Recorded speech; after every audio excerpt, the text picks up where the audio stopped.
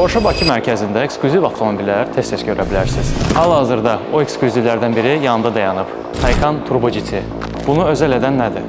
Yeni Turbo GT Forge disklər və Victory Gold rəngində kalibrlər, karbon elementlər, yoxsa karbon lip spoiler? Bəli, bunlar hamısı düzdür, amma əsas fərq daxilindədir. 1034 at gücü, 1240 Nm fırlanma anı və 0-100 sürətlənmə sadəcə 2.3 saniyə. Maraqlısı odur ki, digər elektromobillər bu at gücünü 3 və ya 4 elektrik mühərrik ilə əldə edir. Lakin Porsche bunu yalnız 2 elektrik mühərriklə bacarır. Bəs sizcə bundan daha eksklüziv nə ola bilər?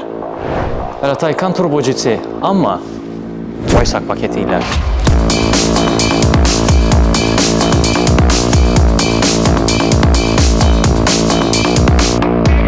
Massiv spoiler, tam trek üslublu ön oturacaqlar.